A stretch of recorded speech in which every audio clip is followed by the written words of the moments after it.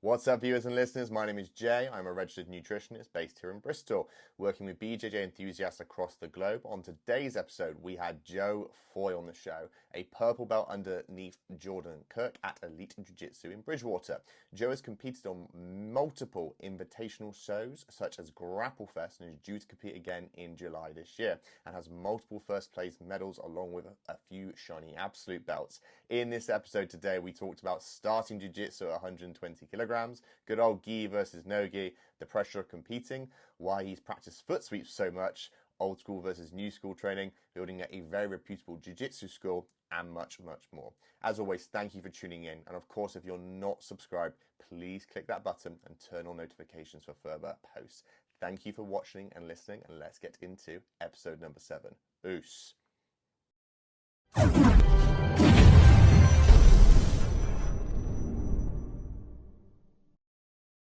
Right, guys, my name is Jay. Welcome to the BJJ Nutrition Podcast. We're on episode 7. For those who don't know, my name is Jay, and obviously I'm a nutritionist based in Bristol, helping jiu-jitsu athletes make weight safely and not doing things silly with their weight cuts, but also helping with their performance. We have our next guest on today, who is Joe Foy. Thanks for coming on here, mate. Do you want to give yourself an introduction as to where you're from and what you're doing? I'm sure obviously the sign in the background will give it away a little bit, but... Yeah, my name is Joe Foy. I am one half of the coaching staff here at Elite Jiu-Jitsu Somerset. George obviously couldn't make it. He's just gone home after the Sunday sparring open mat. He's not feeling great, but I'm happy to carry on my own. We've been here for the last 5 years, training out of All or Nothing Gym. And yeah, that's probably the best introduction. I'm probably the most Chinese-looking person with the strongest West Country accent you'll have on the podcast. But it's probably a bit of a switch up for all the viewers. It's all right, something unique. I think what was it now how things are in modern day society of people wanting to be, I don't know, identifying as different people. We're covering all bases. Chinese with a Southwest accent. You get your Thatcher's Golden hand. Yeah, I know. Love it, mate. Well, obviously from my perspective, dude, I think I said to you before off camera and stuff, I'm probably one of the biggest fans of this gym in general, and I think I get verbal diarrhea when anyone says like, oh, I'm in the Southwest, you recommend jiu-jitsu? I'm like, Elite, and I can't get out fast enough type thing, because of the way you guys train, the style that it's like, and the fact that, let's be real, you've just popped out of the scene and are dominating obviously in there. I think the first time I saw you guys was at one of the jiu-jitsu competitions, obviously you're all elite black type rash guards type thing. Yeah. And then it's a big question, you've got this big club turning up and no one's getting in the gear. You're like, oh, they're just no-gi and it's not 10th Planet. What's this all about type thing? Or an MMA club, and it's like, do you guys, and I know you've got some MMA guys in the type here doing different things, but that was really cool. Obviously, got mint on one of your highlight reels, James Brake. I did win the rest of the match, by the way, so you forget to post the rest of it, even though he did that awesome I bet he'll comment underneath for sure. Yeah, I'll hold my hands up. It was a wicked double leg takedown, and I got smashed, and I was like, oh, right, here we go. Woke up a bit. And then, yeah, obviously, you guys have had some wicked call-ups. You've been on some big shows and things like that, but I'm intrigued from my perspective, where did it all start from? Because like I said, you just popped out of nowhere. Where did it say it's established? 2018. Yeah, we've got it on the hoodies. We've updated the hoodies and stuff. I think in the beginning, going back to when me and Joe used to train together, we used to go to the one and only nogi class, which was in Taunton, and it was a Sunday evening at like 6:30 till 7:30 in the night, just for 1 hour, one session a week. And George obviously trained for years and years under Pedro Bessa at the old Sweatbox gym. Yeah. And then George dragged me into jiu-jitsu, which was probably one of the best things that's ever happened to me. But he only wanted to go back to doing no-gi. Yeah. And then after going back for the one session a week, it just wasn't enough. And this club, Arthur Meek, who runs this club, All or Nothing, it's an MMA and kickboxing gym, has been here for, well, he's 60 odd years old. He's been here for 30 years of his life. We came down and asked if we could train in the corner of one of his rooms during one of his sessions. So me and George would come down, we'd spar, just me and him. Literally, I know you can't see it off camera, in a corner in the room. I mean, you could, yeah, no, so, but hold on. In that corner of the room, while they'd have kids karate, they'd have kickboxing, they'd have boxing, and me and George would just be wrestling in the corner, and we do that a few times a week. And then I think the same is what happens to a lot of people when jiu-jitsu's in a gym with other martial arts, is people stop what they're doing and they watch. Typically, and then, they'll look over when you're north-south, yeah? Yeah, or stuck in a triangle. Or and they just get intrigued with what's happening. So then we went from me and George, a couple of the MMA guys would jump in, and then we'd have 5, then we'd have 10. And then we went from the corner of the room to half of the room because out. Arthur wasn't willing to give us any more space. And then we went from 10 people to 15 people. We negotiated a time slot that we would do a class down there on a Wednesday evening, which was 7 till half 8. So then we added one more session. So we had the Wednesday and the Sunday over in Taunton still.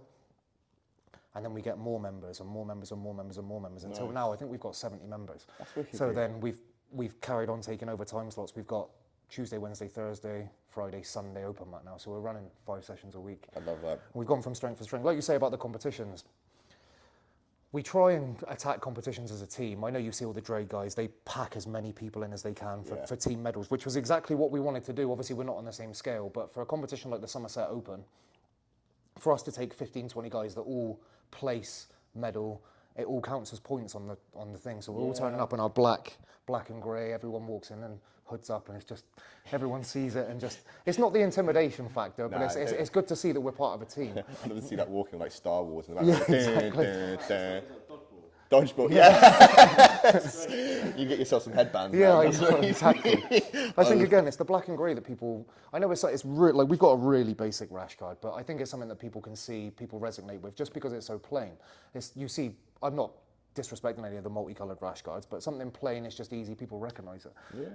Well, mate, like I said, I think your results speak for yourself, and obviously that's what's drawn people, obviously, to you guys, to put it in a nutshell. Because obviously, I think for the location that you're in, obviously you've got a few other bigger gyms, probably based down more Taunton way, I imagine. Yes, probably. Yeah, we go Taunton, we go Bristol. I take zero credit, by the way, for the level of the people here. Jord has been one of the staples in even my jiu-jitsu. Like, he'll hate me saying this. This is why him not being here is probably worse, because he can't check me for what I say. You know, like, if the way I always describe it is, if you buy a Mars bar in a supermarket and it's a Mars bar, and then you go to Aldi and you buy a Mars bar, I am the Aldi Mars bar between me and Jord. So like, if you... Hold on, I think it's called Titan Bar. Yeah, right? exactly. I am the Titan. So if you watch the jiu-jitsu, I am just a knockoff version of Jord's jiu-jitsu, but it snowballs down onto the club. I coach a couple nights a week. Jord has his style of coaching. I'm way more vocal because I have to make up with my lack of technical ability with shouting, whereas Jord is quiet, he's stoic. Like, he walks on the mats and people are quiet. I walk on the mats and I've got to tell people to do what they've got to do. But it works well. We're like almost the perfect pair in regards to coaching. So we're like, very much so. Nah, but like I said, at the end of the day, you guys have made a real big statement, obviously, within the community, obviously, down here. You're getting invited, obviously, to big shows, obviously. Jordan, unfortunately, I'm sure we'll comment on the next time we come down here about his unfortunate event with Grapple Fest, where he was dominating for the majority of the match. And 9 minutes and 40 seconds it was. And then he just gets caught at the end. And you know, when you lose a match and everyone comes up to you and says, oh, you've done really well, it was a really good match, you just know not to speak to him, because you can see in his eyes he's just thinking, don't speak to me, just give me 10 minutes to just recoup. And like, he had his opponent swap. It's no excuse, because he was winning the match, but it's just one of those things. Like, if you go back to the show Grapple Wars, I just fought on Grapple Wars. I got put to sleep in front of a crowd of X amount of people. Did you not watch it? On the jigsaw match that you were talking about. Oh God! Jumping triangle. I had my opponent swapped on the day. Oh, God. Shot him for a single leg, jumps a triangle, and I'm fighting out of it for 2 minutes, and I get put to sleep. I wake up and I'm on my back. But you go, it's just one of those things that happens, and you just carry on. I've had it before, where I think, obviously, I think one ref in particular, when I got put to sleep in a competition environment, and he goes, oh, you went out there? I said, oh, I didn't think I was winning from this. This is my first response. It's the embarrassment of getting woken up, and you've got another bloke holding your legs above your head in front of people. Like, hold on, am I still in the jiu-jitsu? Yeah, exactly. Something else gone on, someone put some in my drink type thing. But hey, look, I know from, again, my personal experience, and obviously I know you're well more rehearsed than I am, and that type of thing, that you'll learn pretty quickly that submission will say went through in your head for a little while, and you probably drilled the escapes probably 20 times over the next day. I'll give someone some light. It was a Somerset Open. I don't know if sounds like I'm bragging, but like, foot sweeps have been a big thing for me in my jiu-jitsu over the last, I would say, 2 or 3 years at least. It was the final of the Somerset Open, and I fought a bloke called Chris Hedges. I don't know if he'll watch this. I hope he does, because I'm giving him props. He posted a foot sweep that he did on me to take me down. He armbarred me in the end. But every morning I'd wake up, obviously you go to the toilet first thing in the morning, sit on the toilet, you're tired. And I'd go onto his Instagram, this sounds horrific, and I'd watch him foot sweeping me every morning. And I watched it every morning for about 2 years.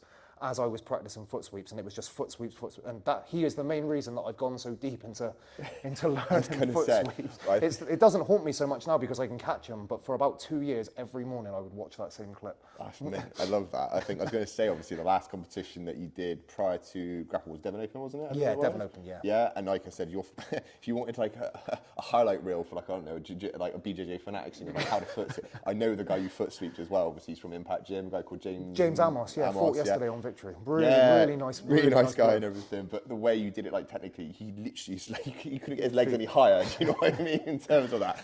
And like I think where was I? I was in Chepstow at the time of the horse show, and I was showing my friend Mike, who competes at Olympia and MMA, but predominantly jiu-jitsu and stuff. And he was like, fair play. I was like, perfect techers from start to finish type thing. But the good thing is with foot sweeps for content and social media is because they take about 3 seconds, and the effect that they give is perfect for short clips, isn't it? You only have to post 5 seconds.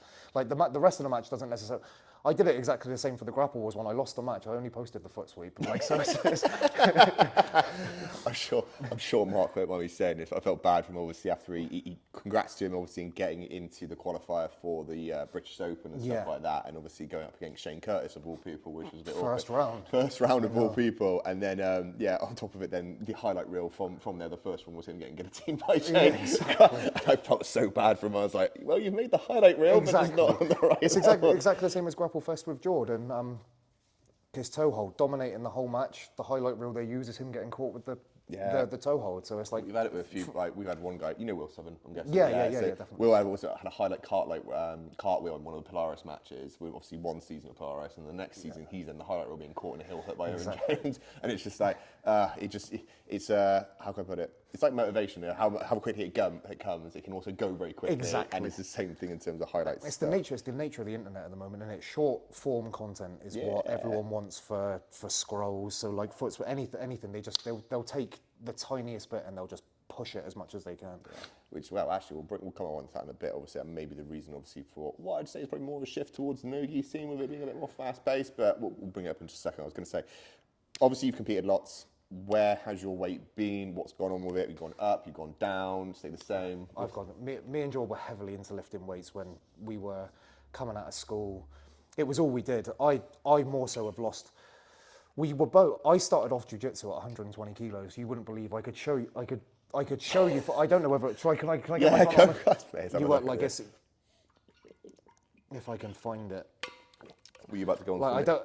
Like, if I show you the photo, that was me when I started jiu-jitsu. Do I need to show it to the camera, or do You're cool, mate. If you want to put it on. You tell me when. If that. Bit closer. Yeah, look at that. That was when I started jiu-jitsu. Whoa. So I'm actually fighting now the lightest I've ever been, and probably my detriment, because as you get lighter, as all of you know, jiu-jitsu gets more technical. And I learned jiu-jitsu from a big strongman's perspective, which was Kimuras, head and arm chokes, top pressure. And the lighter I go, it's more legs, inversion, stuff like that, which actually goes against me because I'm now having to learn it further on down the line, which isn't bad for my jiu-jitsu, but you're going against people that have been learning it from the start. My game is still top pressure. The club's style is probably wrestling and top pressure, which is a benefit. But 100 times better for cardio. My cardio's sharp at the moment, I'd say, but yeah, doing jiu-jitsu at 120 kilos. I do 1 round in, 3 rounds out. God, no. So your weight obviously has gone down from 120 to where you at the moment now. I wake up in the morning at about 83 kilos. Okay. So my best weight is probably not. The 91 bracket was always best for me. I've gone down because I took the last Grapple Fest match at 82. Okay. So that was the only reason that I came all the way down. And now I sit around it, so I'm quite comfortable. Nice, man. So obviously 40 kilograms difference didn't happen overnight. When did we start making a shift down? Did you have any sort of like light bulb moments to kind of say, yeah, I'm going to have to change this up, or did it happen naturally? I stopped lifting weights completely for a while, just because all of my energy was being zapped through my arms, through my legs, through my chest, through my shoulders. The lactic acid build-up during jiu-jitsu was, and I just found the second that I stopped lifting weights, doing more cardio, my jiu-jitsu started improving. I still retained quite a lot of the strength. I had a lot of strength that I didn't need when I was lifting weights that much. Yeah. So now I came away from it, changed my diet. I'm not the best at diets. I eat reasonably clean a lot of the time. Weekends are the weekends, which me and my girlfriend go out for food a lot and stuff like that. But Yeah, that's pretty normal. I'm not overly strict, but I'm not down the other side where I'm eating McDonald's every day. Yeah. You know, like, so it's just. So in terms of moving that weight down from 120, was there, you did a first competition, then you kind of said, all right, cool, we're going to move down. So obviously you would have been the ultras. I went ultra, yeah. And then I carried on going until I was I was 97. And then I still thought 97, all these people are either 6'5" or people that don't want to cut weight that are 6'5" wide. Yeah. So like I was a bit more athletic build and a bit quicker, which was fine, but I still wanted to go down. 91 was my sweet spot, really. Yeah. And like I said, the only reason I came down again was for super fights or matches, whatever you want to call them. No, okay, cool. So obviously with the weight shift then, obviously it's happened over time type thing. Would you, so this might be good if anyone's sort of listening, was it the fact that you would sign up to a competition to then kind of, I'm now going to go into this to try and get under? Yes, 100%. If I didn't have the motivation of a competition to lose weight or to gain weight, either way I wouldn't bother. I would have just sat where I am comfortably. I don't necessarily look at competitions, and I try and push this on all of the students as well, to enter at the weight they are, and not, especially people that are doing their first, second, third competitions. Sure. They're not being paid. They're not being paid to compete. So why do they need to worry so much about? They should be doing it for fun and the experience. Obviously, super fights are different. If you get a shot on a show that you need to lose or gain a bit of weight for, you're going to do it. Yeah. Even though we don't get paid for it still, but the exposure and the opportunity for the show is worth the weight change. It's one of those extreme things. I think I put on my stories a few months back, or a few weeks back, where Daisy Fresh, obviously I think the new season had come out, and Jacob Couch ended up shifting 14.7 kilograms in 3 days. Down. Yeah, so what show you said? And he was like, this is going to go on to, I think it was a competition where like, all of them, like he had everyone, like all the big names on the show and everything was getting money for. Exactly. Like that. And he's like, that's the reason why I did it. And like, oddly enough, I bumped into him after saying this a week later at Grapple Fest. I was like, hey mate, this has been awkward type of thing. Exactly. But he had a purpose behind it. Obviously within this hobbyist environment, first few competitions, I try and say to everyone, look, don't give a fuck about your weight. I don't think so. Like, just go and enjoy it for what it is type of thing. And I think he was even speaking to I think it was Ethan earlier actually, he was saying about where he is in terms of his weight and stuff. And I said, well, look, when you break it down, I obviously did a story on this the other day, and it was the case of, let's say you're at 91 or you could be under 97, yeah? I said, if you're floating at 92 or 93 type of thing, you think, oh, the sweet spot's being 91. I said, well, look, technically when you look on SmoothCom, averagely, most people weigh under by about 1.5 to 2 kg. Exactly. You take that off 97, 1.5, what we're looking at 95.5 all of a sudden, you're telling me you're worried about 3 kilos. Yeah. Like, you could get paired up someone in the gym who's a bit bigger than you, you still absolutely dominate them. Exactly. And you're telling me you're scared of 3 kilograms type thing. It's more. I think it's more for the lighter weights. I look down to the lighter end of the gym for some reason. Like they're still here, but you have the lighter guys. There's more of a difference in the weight for the lighter guys and strength balance, because the heavier guys are either going to be more agile and stronger. It's a battle of takedowns. But for the lighter guys, you might have a different build who's skinnier, still quite heavy, tall, but isn't strong, whereas you might have someone who's short, a little bit stockier, with all of the strength. I think the strength and the weight is worse for the lighter guys than it is the heavier guys. You're always, like, the heavier guys are going to go head to head. The lighter guys, it could be a battle of one of them lifts weights, the other one doesn't. And that's when I think you need to think about weights. And that's where I think you think they need to add lifting weights into their program as well as jujitsu. It's interesting. You've got two ends of the spectrum. You've got lifting weights to the lighter guys, heavier guys, get your cardio sorted. Exactly, for sure. Exactly. It's always one of those joys there thinking, okay, how am I going to optimize it as best as possible for it? So with you, competitions came up, you shifted obviously a bit of weight and stuff like that and everything, which is pretty cool. You mentioned obviously diet-wise, was the diet a little bit more dialed in, obviously, when it came to that? Was it just less eating out on the weekends? Was that as simple as it was? Or like I say, yeah, it's more just not binging on the weekends. Like I say, through the week I'm reasonably clean. It's chicken, just basic, normal, like clean food, vegetables and stuff like that. My downfall is the weekends. When it comes to the weekend, I will binge really badly. But at the same time, the amount that I train, I think we do 6 days a week, I still need to be putting calories into me to be able to. I go down almost. The first Grapple Fest I did really badly. I almost not cut out eating, but I was eating one meal a day, and I ended up ill just from training 6 nights hard, lifting weights as well, nothing inside me, and you end up going on the route of getting a fever and just being ill. You're just tired, your body's not getting anything, and then you end up spending 2 weeks off the mat from not fueling your body well enough to train as hard as we train it. That's interesting. Thanks for sharing that as well, dude. 'Cause obviously I'm sure there's other people out there listening obviously for that type of thing, and I think the biggest thing which people don't understand, obviously, for this is that, yes, obviously, we're not having all the calories in, obviously, just to fuel ourselves. You're giving your central nervous system extra stress as well. Exactly. And on top of that, as we've all seen, and central nervous system can get affected by just work stress alone. Yeah. Yeah. And then that in itself, obviously, could just shut you down and you're completely just written off, and that's it. Mate, and the pressure, like the pressure of even thinking about, like the first time any of us have done anything like this, George fought on a couple of shows before, but none as big as Grapple Fest. And you're thinking about like, we've got people with different mindsets. This was another thing that I was going to talk about. I hate competition. I hate local competitions. I hate IBJJF competitions. I hate super fights just because I hate competing. I hate the confrontation. The pressure of it almost crumbles me inside. And like, I push so hard for everyone to compete here because I know how well they will do when they compete. Yeah. And it's almost a massive contradiction because I hate it. I like, can I swear? I shit my pants. Well, like, it's the same for anyone. The second you press pay on Smooth Comp, all of the fun in jiu-jitsu goes away for me because I'm dragging myself to the gym knowing that I could potentially lose and be embarrassed on the mat in front of my club, in front of my team, in front of my family. And then training becomes not a chore, but not a job. Like, it saps the fun. It saps the fun out of it. Like, that sounds really negative. I am more relieved when the competition is over, win or lose. Obviously, a win is fucking brilliant. A loss, I've learned to lose better, if that makes sense, than when I did in the beginning.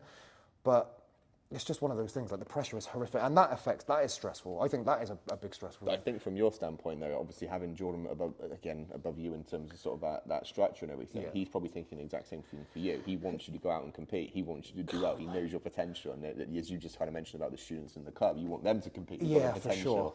Like, and so on. So, and this goes back to the whole Mars Bar and Titan thing. When we first came back to jiu-jitsu, Jord went on an absolute tear for about 3 years of just double gold in every competition we go to. Double gold, gi, nogi, double gold, and he was just running through absolutely everyone. And then I'm there competing. It'd be nice to just win a match, like, and then come for. But then wins come. Like, they say that you train with the best, you're going to be the best. It's not necessarily the same in jiu-jitsu, but we've just got a really tight-knit team of people that want to win. Which is honestly, the community in this club obviously is fantastic in the sense everyone wants everyone to push as hard as possible type thing, and just want everyone to level up type thing, which is just great, mate. And I think you're right in terms of like winning golds and stuff like that. I had a phase obviously in my earlier career of competing and stuff where every time I'd lose out on gold by one place, I'd get silver. The guy on the podium got promoted straight away. Yeah. And I'm like, for fuck's sake, this happened again. It's happened to like 3 matches, like 3 like comps on the trot. And I was like, when's it gonna be my moment? When am I gonna get my time type thing? And then it happened. And then in typical, I think 2 weeks later, I got my promotion. I was like, oh, for fuck's sake, I've got to get back to this.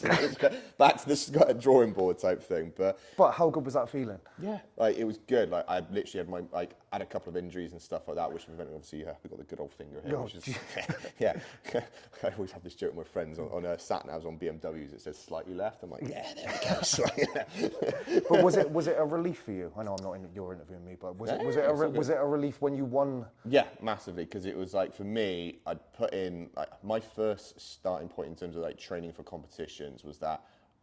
I think, because I always float between masters and adult, depending on who's going, basically. I do as well. Yeah, I'd rather have, one, I try and miss off people that I've already rolled with, because again, people that I know from certain clubs, because not necessarily because I don't want to roll with them, it's like, I'd rather roll, sounds stupid, if I was to come at the same bracket as you, for example, I would potentially move down because I know you, and I don't like that awkwardness in that sense, because I'd rather just have a bit of fun on the mat type thing and have to pay that. That's a big problem that we have here as well. I can imagine. With the, sorry, I'm interrupting. Yeah, with the same, we've got a lot of heavier guys, so they all sit from 85 all the way up to over 100. Yeah. So they're all in the same brackets together, so we've tried our best to split masters and adult, but we always end up having guys fight each other. Yeah. Ultimately, they get put at the opposite side of the brackets. We've actually had a couple of finals where we've had 2 elite people fight each other in weight and absolute, and one's taken gold in weight, one's taken gold in the absolute. So it's worked out. It's worked out all right, luckily. Yeah. But yeah, that was it. It would be moving around that and that type of thing. And then for me, it was the case of, right, okay, if I'm going to come up against the masters, you're going to have a few hobbyists in here. Some, again, not to stereotype it, some dads with their kids who are doing it, all that type of stuff, right? Sure. And I was like, right, okay, I've done a lot of CrossFit before, I've done a bit of bodybuilding before, that type of thing. I've got that athletic capability there. I'm in a position to train 6 times a week minimum. to compare to the 3-day-a-week hobbyists who then will, and then like for every 1 week a session they're doing, I'm now doubling that, and that's even like 12 weeks out, and then obviously they'll only build up to there. So I was like, right, let's just do that, and obviously put in a grind, put in extra cardio, put in extra like workouts. So do you know Trojan Gym in Bristol? Yes, yeah. Do their circuits and stuff like that. Go to extra sessions on top of it, open mats, that type of thing. And it comes to competition. I'm like, right, I've put in the shift now. I can't see anything else much more I can do other than adding in more sessions. See how it goes, and then it happened. I was like, we got there finally. Like, and the awkward thing was, I think the guy that I won the gold against was an ex-client of mine as well. Was he? Yeah. Was he happy for you though? Yeah, he was happy. Yeah. Really cool guy and stuff like that. And like we still chat and stuff and everything. He's doing his own thing. And I was just like, right, because I didn't. Again, I was like, oh god, I don't want to match him first type thing. So No, you know, you go on smooth comp, you start researching everyone on there. Like, I do exactly. I'm the worst for it. I think when you win medals, it is the number one. What's the word? Like backup that all of the hard work that everyone puts in every week comes to fruition. Not saying that losing is any different, but to have some, I know like you pay 50 quid nowadays or sometimes 70 quid to enter a competition where they spend 20 quid on 500 medals to come away with a gold medal. But like a lot of people dedicate a lot of their time, a lot of their life, a lot of their money to come in and training, and for them to get something back that they've worked probably harder than they'll ever work for anything else physically in their life for is probably the best feeling that they'll ever have. It, like you see the day of the competition, everyone puts up a photo of their medal on, and you just know that they've worked their asses off to win that one medal that they've trained for the last 5 years or 5 sessions a week for, and it's just like it's like a proud. Like, I don't know from a coaching perspective, it's like a proud dad moment. Yeah, 100%. Or I could shit on marking and be like, you can go up to IBGF and Ireland and have your guy, a nogi guy just stare at you from the opposite side of the mat and go, I'm not going on. Yeah, exactly. It's Tom's face, he's loving it. But it's true though. It's true. Like that, you get those moments where you put the shift in, and I think that's the most rewarding thing. And then even then, someone even said this to me before, and I kind of take it on board, is that you could put in the biggest shift ever, but to some degree, it just needs to come together on the day. On the day, for sure, 100%. It can make or break you in the sense that, like, I know you've got some guys competing down in Devon at Cornwall, I think. Yeah, today, earlier and stuff, and I was just saying, oh mate, good luck and everything. Go smash, steamroll him. His last clip from he knocked someone out. Knocked the bloke out. He banged his head on the floor. Jesus Christ! He was lucky there was no one on the mat next to him because they would have got squashed. Oh, exactly, that was hilarious. But even then, like he was saying about other competitions, he's not being good and that type of thing on the lead up to illnesses and stuff like that. But again, even today, like wishing him all the best and everything. But it could be the fact that, do you know what? Because he's felt good this week, he may not get the result because he's had to go through a different level of hardship on the lead up to it all of a sudden. So you just never know. But no, that's goes to the same as training as well, doesn't it? Like you could, like the days that you've had a shit day at work and that you're thinking, I'm not going to train tonight, but you drag yourself to the session, could be the best session that you have all week. Or like you could drive to the gym in the best mood ever, singing in your car to all the songs you got on your playlist, thinking this is going to be the best session, and you come in and get absolutely smashed. Like, and just get destroyed. Well, mate, I was having a great time on the way to driving there this morning. Yeah, exactly. This is absolutely great. 20 seconds in, I've rolled my fucking ankle. If anyone wants to see, this one's a hell of a lot chunkier. And I was just like, Jesus Christ. I even said to Tom, I think, I was there like, it'd be really awkward doing a podcast with an injury of some sort. And I'm like, I couldn't do that. Well, at least we're sat down. Well, yeah, it's doing all right so far. It's just throbbing like hell, but it is what it is. I just think that mindset for like it's definitely for me. Mindset is 99% of my jiu-jitsu, in my opinion. Like, not that I don't think that I'm capable, but in my head, thinking about competing and thinking about rounds is my number one downfall. I can go into a round with someone that I've rolled with 50 times that I'll beat and think to myself, I'm going to lose this round. Just every round thinking, I'm going to lose this round, I'm going to get and I don't know what it is. I don't know what the trigger is in my head. Like we've got other guys in the gym. Josiah is a perfect example. Goes to every competition with, I'm going to smash everyone. Not that that's not a bad. He's like, and he rolls in the gym like he's going to beat everyone. And he's one of the toughest rounds in the gym, blue belt, absolute killer. But it's just the difference in people. Some people are like, oh, I don't know if I'm going to do very well or I'm going to lose. Whereas he is just confident. Yeah. George's always quietly confident. You never hear George say if he's going to win or lose, but he knows in himself when he goes on that he's done all the work. and then whatever happens, happens. I don't know, it's just a difference in people. It's interesting because, like I said, we've interviewed a few different people, and obviously Shane brought this up quite a few times that he got a mental performance coach, and then the fact that he got that on board, and it just seems obviously again as the game is evolving that people are then getting sort of teams around them type of stuff to sort of help them with that. Where you've got people now getting nutritionists, S&C coaches, mental performance coaches. You could probably even get into some people like with breath work and all that type of stuff. You can really expand into it, but. It's interesting you say about that mindset side of things. Again, obviously, it can play a big part. Because you're right. Obviously, if you're going there thinking you're not going to win. Has that actually happened to you where you think you're not going to win and it hasn't happened and you've actually gone and won the match? Every competition that I do, I'd probably say. I don't, like I said, I always go, I never go to a comp thinking I'm going to win. And that, George will hate me saying that because like, well, dude, let's be honest. Devon Open, they're walking around with the absolute belt. Do you know what I mean?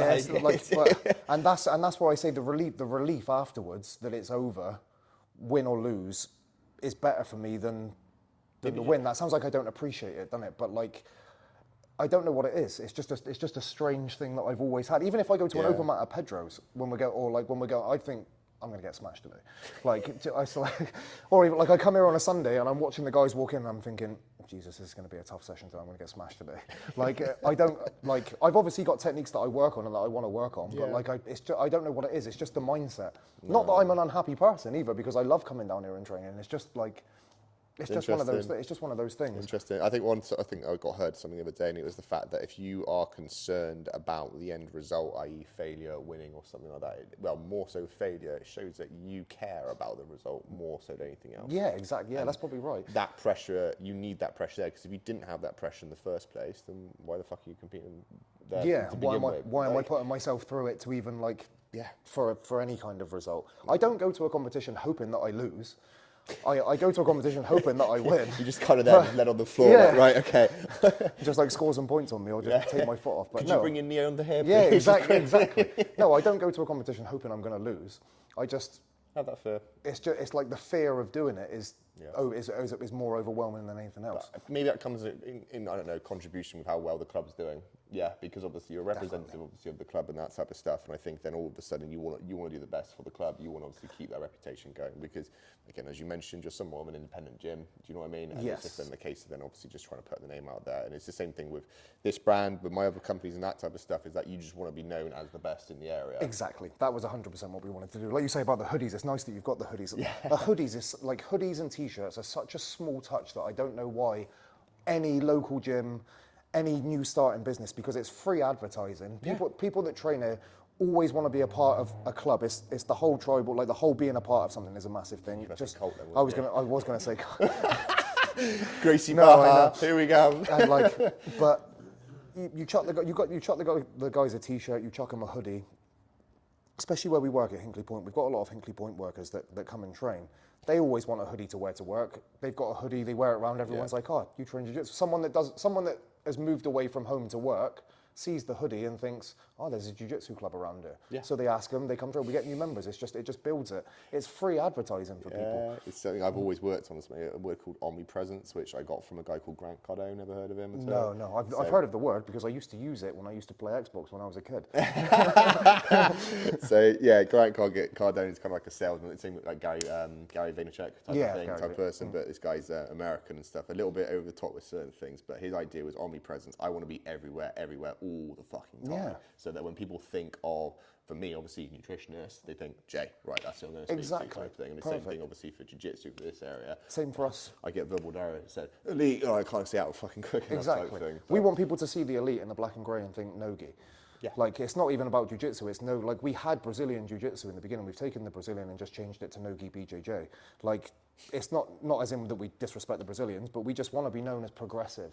Like, the way that Joe teaches, all of the techniques, everything. It sounds like I'm going to slate old school jiu-jitsu, but like you go to clubs with old coaches, not that that's bad, that are teaching techniques from 50, however many years ago, that haven't moved with, which there's absolutely nothing wrong with. Like you can go to a session and learn a basic armbar every week for the rest of your life if you want, fine. Or you can learn how to leg pummel, body lock pass, HQ passing, all of the techniques that are working at the highest level with the best people, which is what you need to do if you want to compete at the highest level.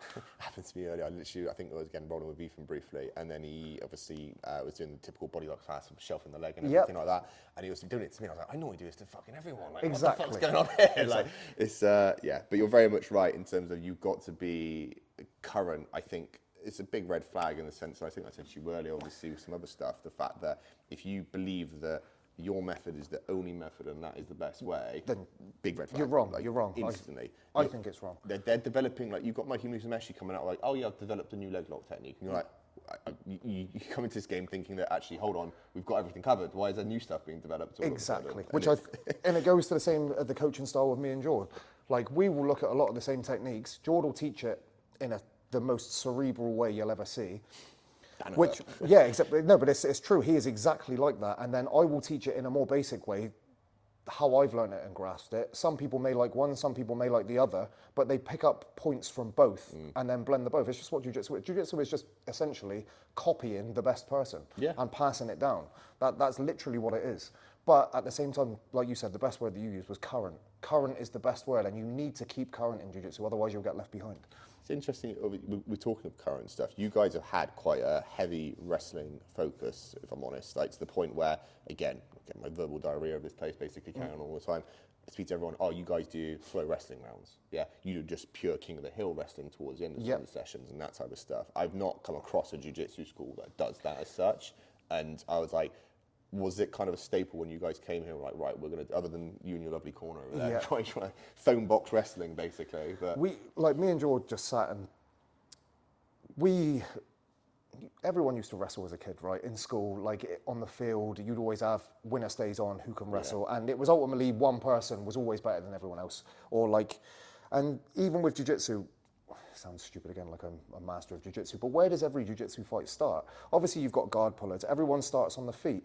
Wrestling is the number one thing that is neglected out of all of jiu-jitsu at every club. For any club that tells you to start on your knees, I think they're taking a massive backward step when it comes to pushing their people to compete. They shouldn't be telling their people to compete unless they're going to pull guard, because some fights at the highest level, I'm going to bring Mark into it. Mark Hibbs. Yep. If the second he takes you down, a lot of the time you're going to be on the bottom for the rest of that round. Yeah.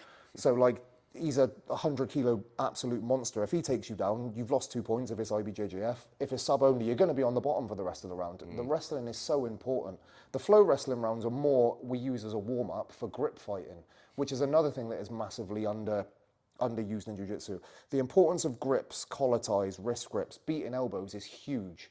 So we tend to do more of the serious wrestling at the end, but the beginning is perfect just to be comfortable on the feet.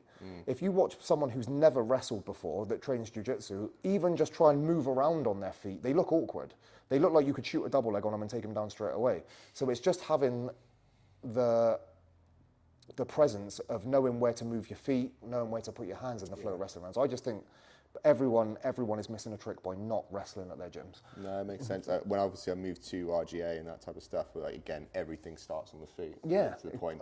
And I was just like, cool, this is fine. I'm like, all happy with that. And I can say my confidence within stand-up, don't get me wrong, I'm no fucking expert in the slightest bit, but then I just felt more comfortable, especially within the competition environment, as you said, because guess what? Like, if you're in the gi, fine, you might pull guard, absolutely no problem. But in no gi, either you're overly confident in the sense that, I'm going to pull guard and just to see a butt scoot over type thing, which at the lower belt level is like, okay, you got your straight foot lock in there type of thing, and you can go for single leg X or something, which again, I'm going to hold my hand up, it's my personal favourite. But the idea being is that you've got to, you just, as you mentioned, you're just missing out on something completely. And how many times in competition do you see, again at the heavier weights, same at the lighter weights, do you see someone slap a heavy collar tie on and the other bloke just goes, right, I'm going to stick a collar tie on, and they're both just collar tying each other and they're both just going backwards and forwards until they're both tired after 4 minutes. Yeah. And then that's the match. Yeah. Like, you need to know how to beat collar ties. You need to know movement. Like, yeah, exactly. That's the whole point of it. It's good, like I said, to see you guys obviously do that type of thing and obviously implement it from there. Obviously, the other stuff that comes into you guys' games, obviously from Jordan's experience and yourself, obviously it's very obvious from the statures, obviously, of all the belts and stuff and medals you guys got, which is really, really cool. Obviously, you guys have a theme of unless you're over probably I'd say 95 kilograms, you ain't allowed in the gym. I know it's not necessarily the case for everyone, but everyone knows you guys as the big guys in the club. You mentioned briefly, obviously, you've got a lot of rugby guys, people from Hinckley. I imagine, obviously, from people from the gyms in the area that you kind of come on board. Is that? Yeah, I think Bridgewater's a big weightlifting, like it's got a big weightlifting culture. It didn't have such a big martial arts presence, really. Arthur and this club was one of the main martial arts clubs around. But where me and George started off so heavy from the gym, obviously we'd see people in the gym that knew us, that we'd go. George that big as well? Yeah, I bet there is. I bet they're probably like. Sorry, it just literally popped in my head. I'll send it to you. I've probably got ones from when we were younger. George was huge use as well. Use it as a cover photo. For yeah, use it as the thumbnail. Yeah, that's it. Yeah. But like weights were a massive part of our, I wouldn't say our generation, but in Bridgewater, our age group, all everyone used to do was go to the gym. That was the only things that we used to do. So like when we came across and started training jiu-jitsu again, we bought loads of people that were weightlifters, that were on the bigger side. And we had Pete. I don't know, obviously you know Pete. Pete's 46 and he's about... Purple. He's only about 40. Really nice guy. And he's about I'll let you say it. How tall do you think he is? Not very tall, to say the least. That's being polite, but he knows. Yeah, and he's tiny. And he was one of the first smaller people to come and train with us. So we didn't really have any... It was him and everyone else. And he still came and trained. And was he fresh from like white belt up to where he is now? No, he trained before. He trained at Fightworks as well. So I was like, he must have took on his licks, being the smallest guy in this big boy place type thing to get to purple. But and in the beginning, it was probably intimidating for people to come to the club because we had a lot of big people, which was a thing in the beginning. But it would just attract more big people, obviously, than the rugby guys. We've got probably half of a rugby team training with us now. That rugby was the only thing that they'd done since they were kids, until it got to a stage in their rugby careers that they thought, right, do I just want to carry on getting hit in the head for no reason? Or can I come and train still with the same physicality, with the same team environment, and have way more fun and learn at the same time? A lot of the problems is with the rugby teams around here is they'll get to a certain level, and then where else do they go if they don't get scouted or picked for another thing? And then they realise that they're just banging their heads together for nothing, really. I know we don't get paid in jiu-jitsu, but you can still train and have something to learn. Yeah. And some of the best guys we've got have come from rugby. It sounds like so generic, but Ollie Dunn. Yeah. If you roll with Ollie, yeah. So the first time I was seeing Ollie was putting someone in a fireman's carry, and then just like boofed off we went. Tree trunks is why we first called him out. And that's after 5 months of training jiu-jitsu. That was his first competition. He took absolute gold at the Bristol Open, and that's after 5 months. It's a similar. It doesn't carry over the same. It's like an American wrestler going and starting. BJJ. Yeah. That is the English equivalent of a rugby player coming and starting. I know it's completely different, but the same physicality and the same attributes are being used. Yeah. And he's just like a sponge. He's 30 as well, so he's starting later on in life, but they're quick learners and they're athletic already, which helps massively.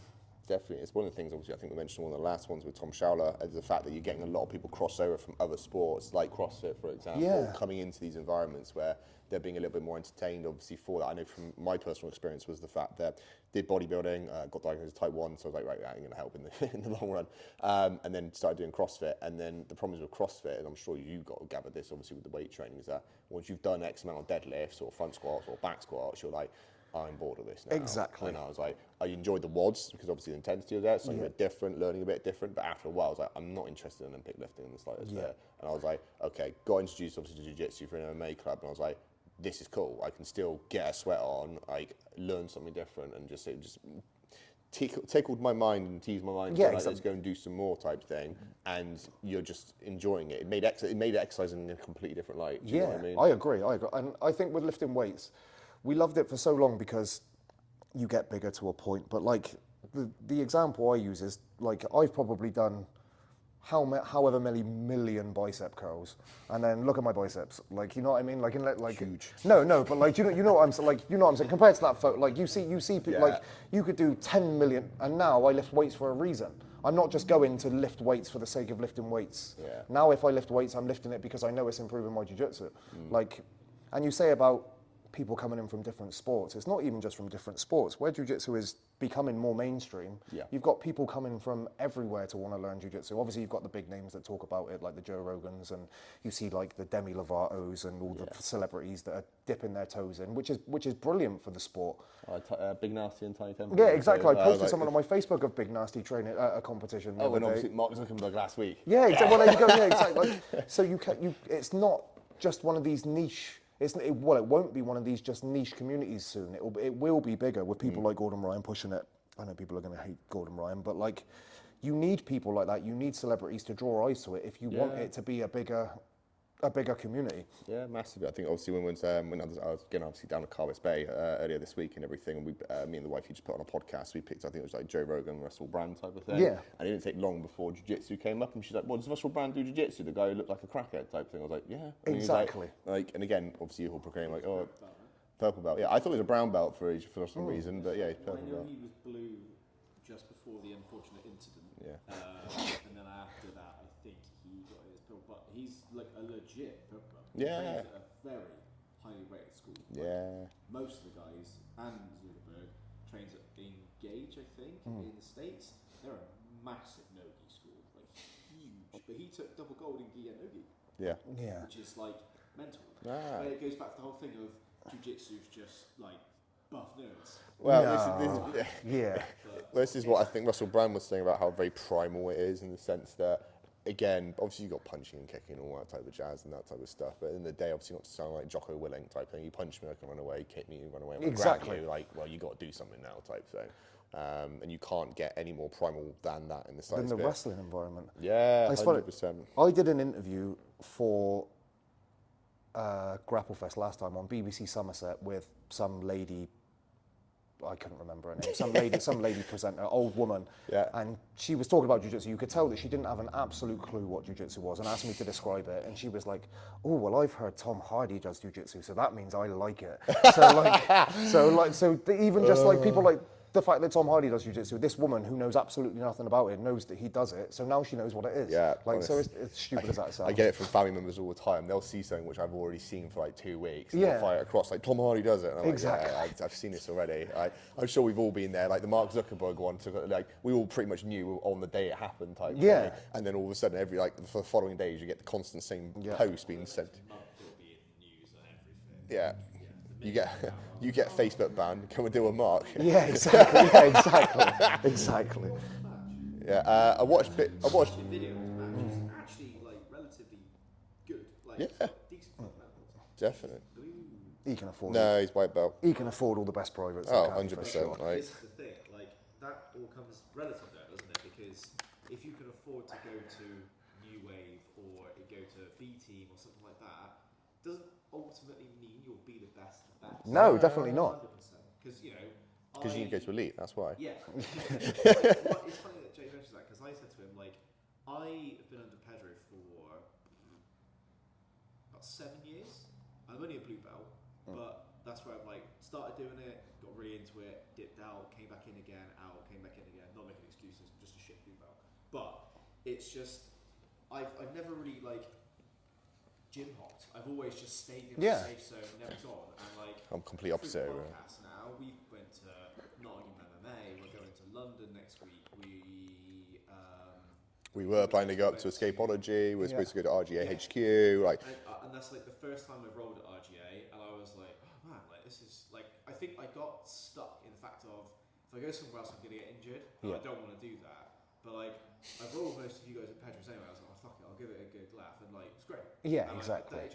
That mindset of I'll just stay in my little safe corner. You see different styles at different gyms as well. You know what I mean? Like obviously when I know the problem is the same for every gym, but someone new comes into the gym, you know that you're walking into the gym with a target on your back, because especially for nogi, no one knows your rank, no one knows your experience. It's the same when we go to Pedro's. You know what I mean? Obviously everyone weighs the same. You don't know who you're rolling with. You don't know what grade they are. You just got to match intensity for intensity. Yeah, that reminds me, I think I remember early in my jiu-jitsu career doing nogi and rolling with someone, and I said, "Oh, are you a blue belt?" And they said, "No, I'm brown." I'm like, "Oh, this is awkward." Yeah, exactly. I was like, lesson learned. Don't ever, ever say to them like brown belt, higher belt, obviously, and then if you've got brown and black, maybe wrong, then it should be fine. But Exactly. To a point, I don't think belts mean anything at like open No. class. Not They in mean the- nothing, because if you're a semi-decent, I guess, human being is the way to put it, you're not going to just start ripping fucking heel hooks and like seated knee bars on a white belt, are you? And You're just not going to do that. But there are people that do get injured. That does happen. 100%. I think it's a little bit more, I don't know if it's controversial to say, but I don't think belts matter as much in nogi. Like, you could be a white belt that has studied leg locks from the second that you started jiu-jitsu because that is what you're interested in, and you could roll with a black belt who's been a black belt in the gi, not done a lot of jiu-jitsu, not done a lot of no-gi jiu-jitsu. I know we're going gi versus no-gi, and this white belt could absolutely rip the legs off this black belt who's trained for 20 years, who hasn't bothered 100%. learning 100%. the more There's current been some techniques. matches like that as well. What was it? Who was, again, I'm only going to remember him unfortunately based on his body shape, but it wasn't Mason Fowler up against this guy who was a bit chubby type thing and just did pure leg locks only. And I think it was at EBI, I think it was. It was like an Eddie Bravo Invitational. And he was just known for just chucking on leg locks all the time. And I think he was in like a purple belt. Yeah. But then to come up against obviously Mason Fowler of all people Exactly. type thing. Is Did he just catch like, him? all right. Mason did win in the end, unfortunately, but well, not unfortunately, but again, it wasn't as if it wasn't without any. It wasn't a quick match. It was still like a backwards and forwards type thing. And that's why the nogi do beginner, intermediate, advanced, and expert, don't they? So it's not done by belt level. Like But we've had guys from our club before. Obviously, go up to Grapple Industries in London, for example. Blue belt, I know of Yalchin, fantastic with his leg work and stuff.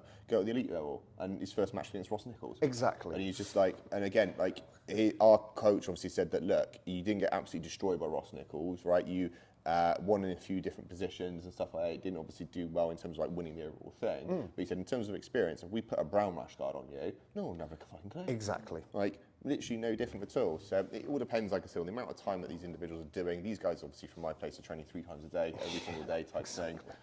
They do it full time. They work obviously within the school as well type stuff. So they're in that position. Well, Just with that, like with bigger names of the UK, especially, say like you just mentioned Ross Nichols, but like people like fly under the radar, do one show and get really big, like Jed Hugh. Like, like wasn't really. I wouldn't say he wasn't on the scene because he was very, very good. And then did Polaris for the UK versus I want to say it was US. Yeah. He did, and like because he was such a showman on the mat, everyone knows who he is. That just blew Well, him up. George fought Jed Hugh multiple times. George actually beat Jed Hugh twice before. Like, did you not know? Like this, so this was this Gi or no gi? gi and no gi. So this was going back. Obviously this is going to go up. I don't know if he wants me to talk about it or not. George was 2-0 up on Jed. Really? They fought again on Alpha Grappling. Yeah. George got heel hooked. They haven't had the 4th fight. So like. But Jed had improved a hell of a lot since the first times that they fought at the lower belts. But that was a big match that was built up quite a long time ago. George's actually up on Jed Hugh at the moment in matches. But like you said, Jed's had a big push, trained under Ross Nichols. It's just one of those things. We're training out of a smaller club not that it makes a difference, a small club in the southwest, London. We were saying this before. If you enter a competition, you live in London, you're going to fight the same people every week because they all train at each other's gyms. They're all in the same place. And you say about people training 3 times a day. I think we worked it out the other day because we were talking about it. I won't name who we were talking about, but if you've got someone that's training twice a day for a year, I think we worked out it's like 2,500 sessions a year.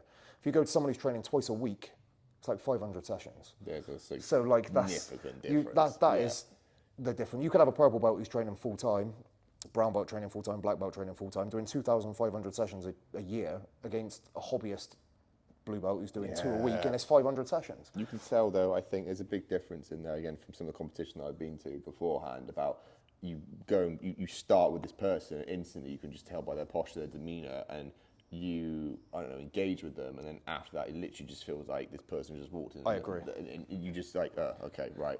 And don't get me wrong, it's nice getting the win and stuff, but after what, like, I don't know, from a training perspective, obviously in a competition, I want the win and try to move on to the next thing. But even then, I don't know, because I'm a little bit, I don't know, soft in that sense. I'm like, oh, I hope he didn't have a shit experience through like his first competition type thing where he just got absolutely panned. But at the same time, within the training environment, there's an enjoyment after maybe the first, second sub, and then the third sub kicks in, and you're like, well, there's a fourth. You don't gain anything from it. So then all of a sudden you're like, well, what else can I do from here to work on other areas of my game type thing? What is your opinion on people saying that they're full-time jiu-jitsu athletes that don't necessarily live the life of someone who you would think is full-time? Or can you see what I'm trying to say? Yeah, I know exactly what you mean. If I turned around tomorrow and said, I'm going to be a full-time jiu-jitsu athlete and not have a job and not work, but train twice a day against someone who's doing S&C, diet right, lifting weights, training full-time hard twice a day, recovery, everything.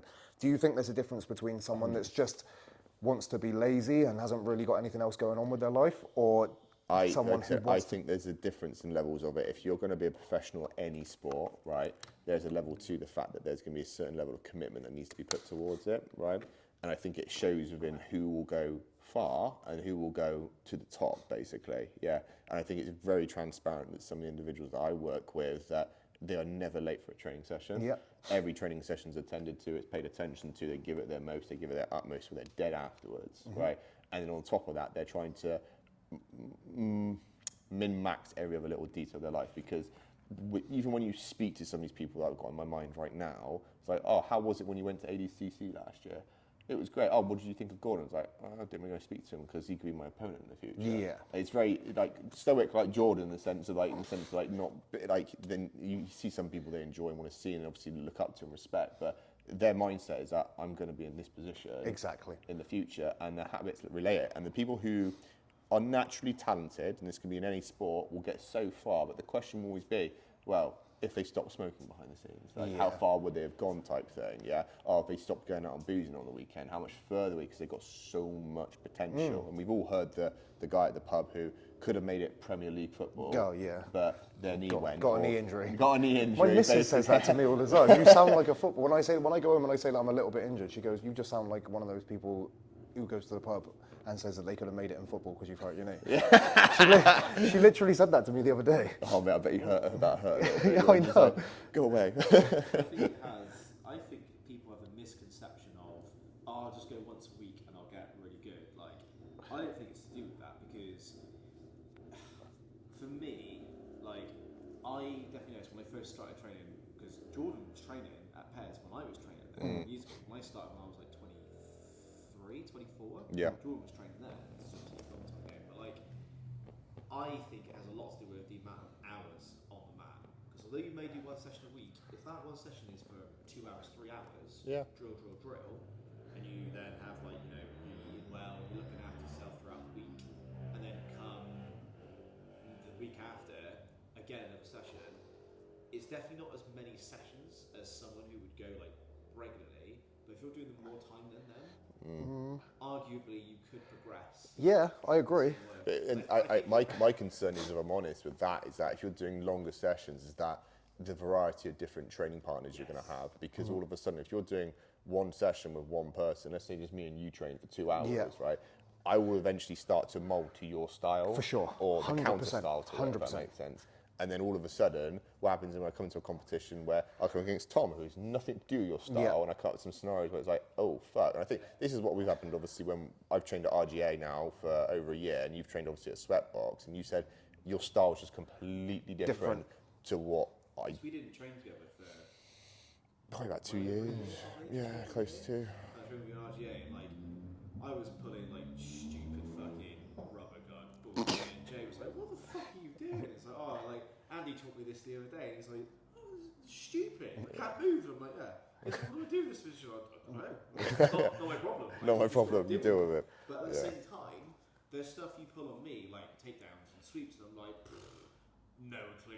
Definitely wasn't inspired by this guy. You're both blue belts. Like, do you know what I mean? Like, people assume, oh, both blue belts, we both know the same thing. No. And it's not the case. It never works like that. It's like one good example of that is you could teach I normally do my teaching in blocks of months. So for over a month, we'll cover X position. And then you'll go, guys, I'd like to see you do some of the techniques and sparring that I've been teaching for the last month. And everyone goes back to their favorite Kimura, favorite straight foot lock, favorite head nut. Do you know what I mean? Like, and then you could do a month on leg locks and then you'll still see people going for rear naked chokes. That not saying that it does bug me. Like we run a leg lock class every Thursday. And I say, guys, let's see some leg locks tonight. And then everyone just starts jumping on Kimuras. And I'm thinking, come on, just do some leg lock. Like we've been learning leg locks. I'd say that's one of the benefits I've enjoyed, obviously, as a notorious sort of gym gypsy of traveling around different places, is that from my perspective, when I'm learning, obviously, if you're drilling leg locks and stuff like that, if you then try and drill it afterwards in a kind of open mat environment, everyone knows, like, oh, I wonder what you're going to fucking do now. Yeah, for sure. Yeah, you're right in that sense. And then so, like, all of a sudden, that's why I enjoy going to different gyms with a completely different style, with people that I somewhat know, and then gotta go, right, okay, how is this going to work? And so again, one of the moves that we've been drilling was over underpass, and then obviously hopping over the knee. Hopping over the legs. And then obviously straighten it up to then pummel through. And tried doing it on Ethan, and I was just like, this isn't working that well, what's going on here? Next thing you know, he's trying to push my head in for the triangle. Yeah. And I'm like, whereas other people I've drilled that with, they're like, oh, you seem like really heavy at the moment. Wow, your passing seems to be getting better. Like, Beef has got probably the hardest guard in the world to pass as well. He's a Jesus nightmare, Christ, he is just one of the best people in the gym. but no, right, let's go on to the obvious topic. Why do you guys not do anything in the gi? I think we've covered it. I think no-gi is way more progressive, it's way more current, and the whole topic of gi versus no-gi, we just want to be the best club known for no-gi. And I think if we're trying to pull people in from other sports, trying to pull people off the street, adults, it's not so much kids because we only go 16 up, but if you try and say to an adult, come and train with us, but you've got to wear these jacket and trousers, they'll go, what is it, karate? And then and then you've just got to, it almost is embarrassing to have to explain what it is straight away. Not that sounds like I'm really slating the gi, and I'm not, but like to try and draw people in for a business point of view. Yeah. Trying to get people to wear these jacket and trousers, even though the gi is still really good. I enjoy the gi when I chuck it on. It's a lot harder to pull people in. Also, I look at no-gi as more of a sport, as bad as that sounds, because of the athleticism, because of the speed that it requires. That is just the number one thing. And plus, it's more fun. I enjoy, like I say, the wrestling and stuff like that. There's less guard pulling. It's faster. People can't slow you down necessarily by just holding a collar. I know you get no-gi matches that end at draws, but a lot of gi matches you watch end in advantage wins or penalty points or like, and it's not good. Like it's not good for the sport, in my opinion. I'm waiting for Rich Rubino to run through the door, like, how dare you? Oh, has he got a completely opposite stance on what I've just... His view is that you can't get good at no-gi without the gi. You can't get good at no-gi without training the gi. Yeah. I'm not going to argue that point, but just because in case he watches it and he comes to the gym and fills me in. Hey, maybe we've got our first super fight ready. Yeah, but I completely disagree with that. I'm not saying that they both don't help each other, but I think you have someone start in the gi, someone start no-gi, and you make them fight. Later, say 5 years down the line, after training jiu-jitsu X amount of times a week, the person no-gi wins every time.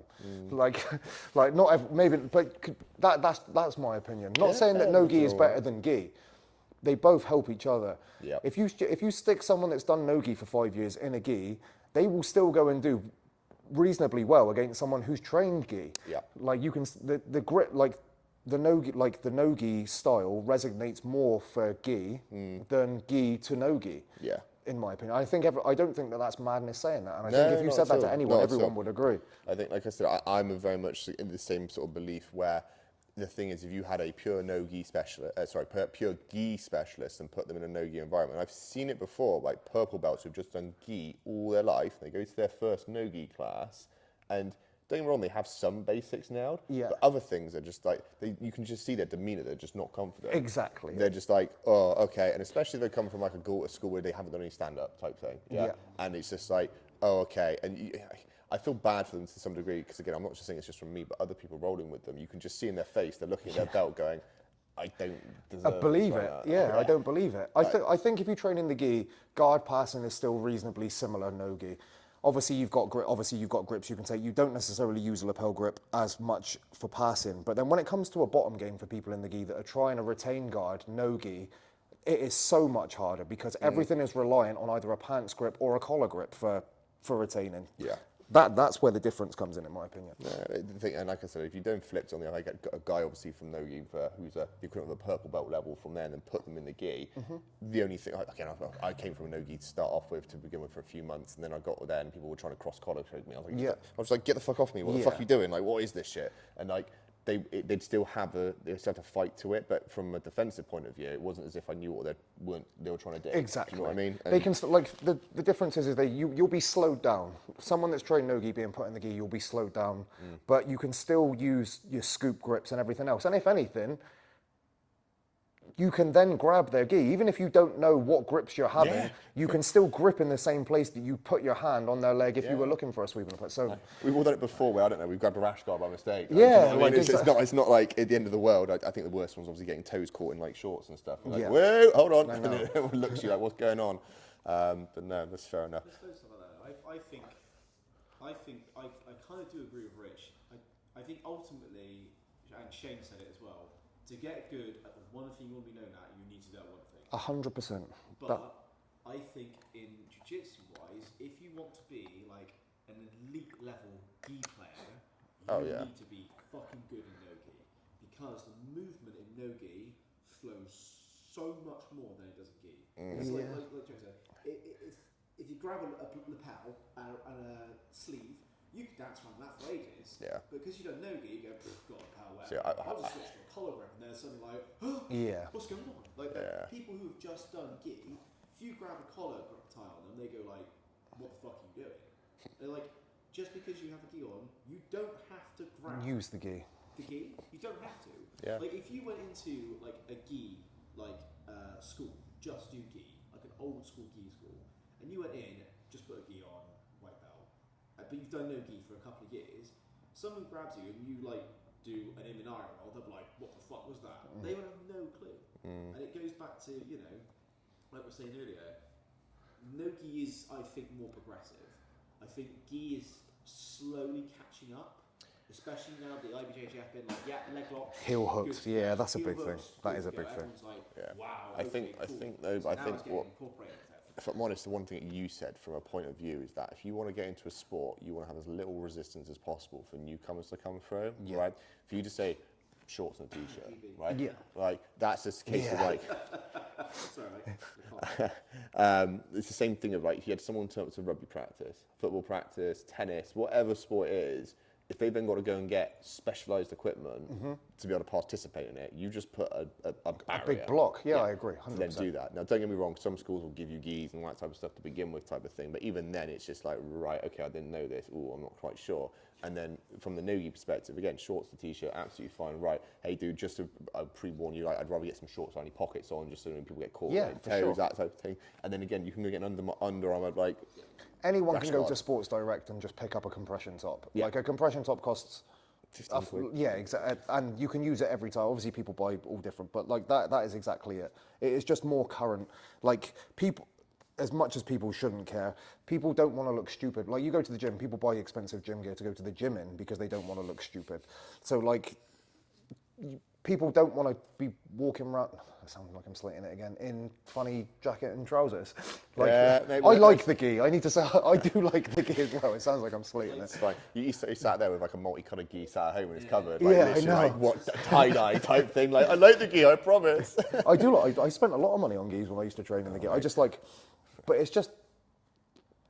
It will be the age-old argument of gi versus no gi. That will go on forever. But like you say about the IBJJF introducing heel hooks, that is them surrendering, saying no gi's better. Yeah, it is true. I've got the irony obviously with gi stuff. Obviously, I've got all the tatami stuff. Obviously, when I was down the sweatbox and stuff like that. Then I moved to a GB school, which then had to get the GB gis. You've got the collection. And then from there, you've got RGA. And then I've got RGA now. And so I've got literally, I'm like a Pokemon collector. I just maybe chuck in a show-you roll just to save it, maybe. I know, I'll have them all, and it'll be great. But yeah, no, I get it. So one thing I wanted to touch on, buddy, is obviously the fact you were doing bodybuilding beforehand, good old 120 kilograms. Yeah, within the bodybuilding world, I just think it's a lot more progressive in terms of how open they've been talking in terms of dieting structures, how to do things, and this is potentially one of the main reasons I've started doing this on this channel, was to try and get people to not make the same mistakes. Obviously, I'm sure you're aware from the days of BCAAs were basically the holy grail, and people were like, it's just expensive fucking piss, basically. And you see little things like that coming through into the jiu-jitsu world type of thing. Without that dieting structure, do you think you would have performed as well as you are now? Because you talk about clean eating, obviously, as if you know it really well already, which wouldn't surprise you from that bodybuilding world, if you see what I mean. Yeah, I think I could have done with more guidance, really, in the regards, because I just used to eat everything and lift weights. I used to just drink 3 protein shakes a day, and just it was just bro science of things that I'd see on the internet, which were just no good really for like exactly, and just like stupid things like that. Well, like we love Dorian Yates. Dorian Yates was always my favorite bodybuilder, and even if you look, not that I follow bodybuilding now, but you look at the condition of the bodybuilding athletes now compared to what they were like back then, and there's just no comparison. But supplementation is huge, especially now with Shane Curtis said, the unfortunate event and stuff like that. Vitamins, everything that you can say, BCAAs, protein, everything. Like, your body does need it, especially if you're not eating the food that you need and stuff like that, especially training as much as you train. But what supplements do you take, Baden, dude? Have interest? Do you take much? I take my vitamins in the morning. Yep. I'm going down the route, like, this will sound really, like, you look at the, like, can I say, like, TRT and stuff like that has always been huge, especially for like some of the older guys and stuff like that in the gym. I thought we were going to go down the route of the bannings in the IBJJF and stuff like that. Yeah, but like, we can do. No, I didn't know if you like, everyone seems to look at it and badmouth it, but as it becomes more available in the UK, that you can actually go to a doctor's in the UK and they will prescribe it to you. I don't use it, but I know a lot of people that do, and I know a lot of people that it benefits and stuff like that along the road for them feeling better as they're getting older. Yeah. But supplements that I take, BCAAs in work in my water, and just protein shakes. That's literally all I do. Vitamins in the morning. It's nothing outlandish or anything like further than that. Fine. I just try and eat decent and get enough food in for me to train, really. Again, thanks for sharing it. It's just, I think, again, there needs to be just more talk about it in terms of like what people are doing, what they're not doing and stuff like that, to try and like level up the standard for it all, if that makes sense. Yeah. And like the thing is that there's just so many, depending on you guys as coaches, for example, are certainly not supported. Obviously, however, there's so much an expectation for you guys to be able to know absolutely fucking everything, right? The case of like, oh, my toenail fell off, what do I need to do? Yeah. It's just like, I'm not a dermatologist, like, I don't know this, like, or whether the fucking, like, do you know what I mean? I just laugh because that's literally what Tom said, isn't it? It's true. I imagine as a coach, some of the stuff that people say to you was like, what's going on? I don't know, like, I'm not a chemist. No, exactly. You know, like you said, you had someone in your gym and you had to point out, you've got ringworm, you need to do something about it. And he was like, what do you mean? And you're like, what the fuck do you mean, what do you mean? Exactly. Like, you see your head. Yeah. It's not being rude. We've had it in the gym as well, sorry to interrupt, like with people that have trained, that they don't know what ringworm is. Yeah. So like they've never seen it in their lives. So they come to class and they carry on rolling because they just think it's just a spot that's come up on their skin. Yeah. So it's bad. I hate doing it. But you have to tell them to come up to stay off the mats for a few weeks. And like the worst thing for anyone that loves the sport is not training. But you have to be stern, otherwise it just rinses the gym. And then you've got 2 people to spar with all week and just like... Exactly. Yeah, exactly. I think that's the number one thing. Showering after. Yeah, nothing wrong with that. No, it's interesting. So I did my dissertation at university on steroid use within the bodybuilding community. I was actually quite lucky to get a lot of the prolific bodybuilders at the time. So I don't know if you probably remember them. A guy called Callum Rystick. So he was like, again, quite big, really, really good. Loads of other people who were getting into that, they all shared it for me. And we had a load of feedback from there. And it was about the fact that majority of steroid users were not happy or comfortable speaking to their GP because they didn't feel like they had enough experience. Yeah. Massively. That doesn't surprise me, actually. Because, again, when you're talking about getting TRT from the UK, your levels have to be astonishingly low for them to do that. And even then, they're all going to say about a million other things before they even give you that they don't want to give it, basically, is the long and short of it. But which, unfortunately, then encourages the sort of the dark underbelly of people getting it elsewhere type thing. But, no, in terms of, like, my point of view, is kind of like a sex ed talk. I'd rather it be talked about and people be safe about it, get their blood work done, and not look, you go like, what the fuck is blood work? I'm like, you need to get your blood work done, and be more safe about it, if that makes sense. I completely agree.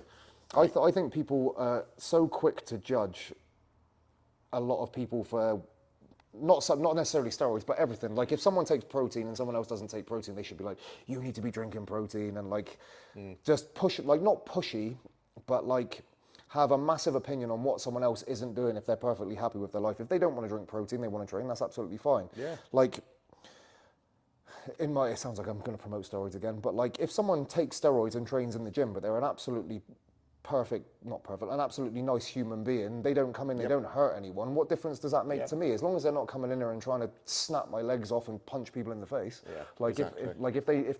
if that's what they do, if they lift weights and they want to be a bodybuilder in their spare time away from the mats, it doesn't affect my training. It's only if it comes onto the mats and they try and rip your leg off. But it's like, I don't really want to cast judgment over people for what they. You don't want to stereotype them. You don't No, want to exactly. Stereotype, perfect word.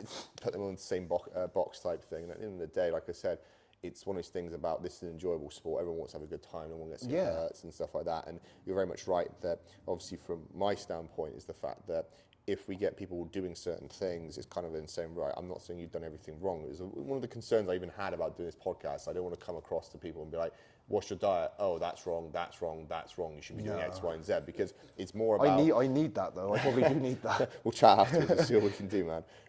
And the idea being is that, like, we want to just level up everyone's sort of knowledge around it, obviously, and try and improve stuff. So as time goes on, so there isn't any miscommunication out there. The big topic at the moment seems to be about creatine loading. Obviously, I'm sure you may have heard of that about back in the day and that type of stuff, but it was just a marketing con to get people to buy more. And yet there's more people talking about it with general advice, like eat 2 grams of protein per pound of body weight or whatever type thing. And I'm like, it's a lot more in depth now to where it needs to be. And it's not just like, oh, take this or take that. There's more to it, as they say, type of thing. So, no, well, that's interesting to hear, dude. And obviously, in terms of then that clean eating approach, so again, we're talking sort of chicken, broccoli, or rice, basically, is what we're looking at here. That is so basic to say. Steak, I went for a Fish period and of rice, eating, fish and rice cake. like steak was always one that I was a go-to as well. Like especially for Grapple Fest, it was literally just a steak and a few eggs that I would eat. And when I came home at about 10:30 at night as well, and then I'd have some chicken sausages with just rice and broccoli, and that would be it in the day. And I'd have a steak when I came home with a couple of eggs. That would literally be it. So it wasn't any massive carbs or anything like that. But like I said, it just depleted me. Yeah. To a point that I was just ill. That's interesting. But that's quite common, and it's a common thing of, I think, especially with weight cutting as well and trying to manage that. There are times and periods of it. I've got 2 coming up now. I've got a couple of Muay Thai guys to do next week and the following, next week and then the following week after that as well. So again, it's about timing of different things to not deplete you and keep you more fueled up until that point. It depends obviously on the weigh-in, if it's the day before, day after, whatever, or same day type thing. So, but yeah, it's again, I'd rather it be more public knowledge so that people aren't doing silly things. Yeah, and then it makes them be on the mat, not have as much injury, gives you more confidence. Because I imagine, obviously, you becoming ill before the match, all of a sudden, you're there going, exactly.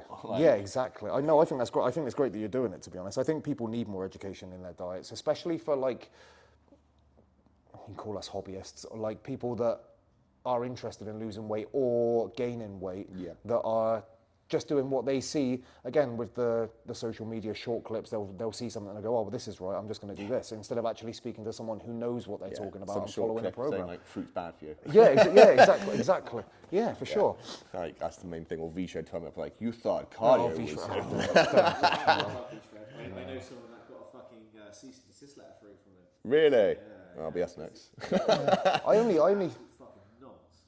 I only hear about other people talk about him on other podcasts that I've listened to, but I have no idea what it is. Oh, mate, he's just very clever with his marketing, and like, it's the same thing. Like back in the day when I first started, so we actually got our 5th birthday this Wednesday, and as a company, and the idea being was that I used to tell myself when I used to see the Juice Plus sellers posting about stuff on Facebook. I used to really frustrate me, right? And obviously you try and do posts, but at the same time I try and say, right, they have enough get-go to post every single fucking day, 4 times a day. Yeah. I need to be at least at that level or more to get past it. I agree. Rather than just sit and moan like, oh, they're making money and doing and ripping people off. I was like, well, I need to level up my content. That was the same for us. Exactly the same for us in the club. I think social media has been an absolute staple in how big and the reach we've had to people to come and train here, Yeah. with the amount that we've used social media, because you see other, I don't want to slate other gyms as well, but you see it now, other gyms popping up and using their social media almost in the same spec as us, posting every day. Yeah. Like I do a post every day, I do a story a few times a day just to get it out there for people to see. 100%. Because You need to be relevant. everything, again, same as being current, everything is online now. Everything is online. You're naive to it and just relying on word of mouth. It'll get you far, don't get me wrong, but it won't get you to the levels of where you want to be, where you're there talking about doing a refurbishment for this place and stuff like that. Exactly. Which is just fucking awesome to hear, man, which is going to be really, really cool.